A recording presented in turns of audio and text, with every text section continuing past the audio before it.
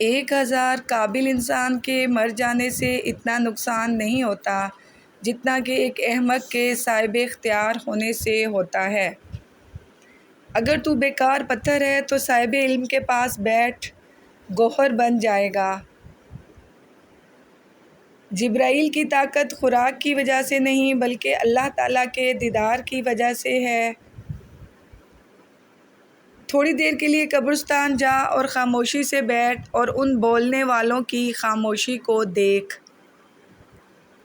اگر آپ کو ہر مادی چیز کی قیمت معلوم ہے مگر اپنی قدر معلوم نہیں تو اس سے بڑی بے وقوفی کیا ہوگی؟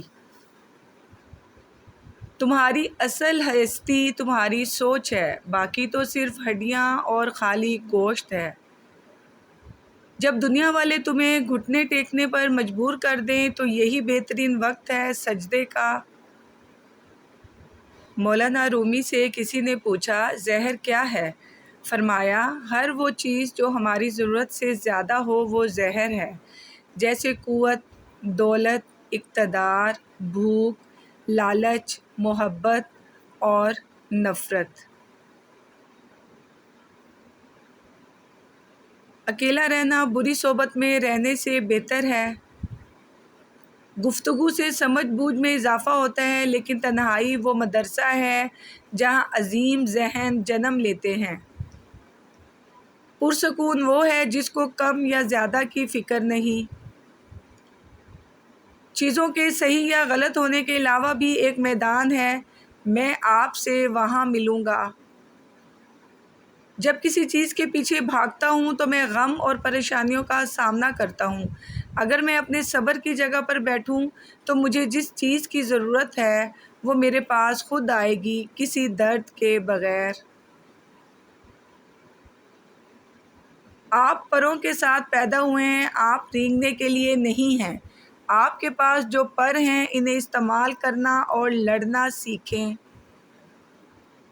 ہمیشہ یاد رکھیں کہ آپ اپنے یقین سے زیادہ بہادر ہیں اور اپنے تصور سے دگنا خوبصورت ہیں۔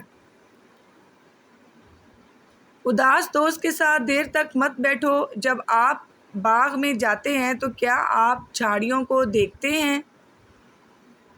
تمہارے ساتھ جو بھی ہو جائے مایوس مت ہو جاؤ، چاہے سارے دروازے بند ہو جائیں۔ تمہارے لیے ایک خفیہ راستہ ہے جو کسی کو معلوم نہیں ہے، تم اسے بھی دیکھ نہیں سکتے، آپ صرف شکر گزار ہیں۔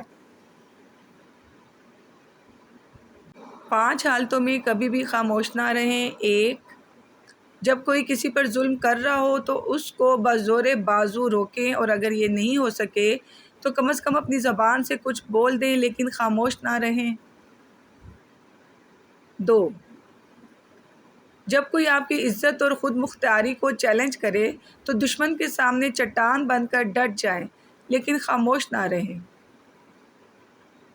3، جب کوئی حق کی بات کر رہا ہو تو حق کے ساتھ کھڑے ہو جائیں اور باطل کا مقابلہ کریں لیکن خاموش نہ رہیں۔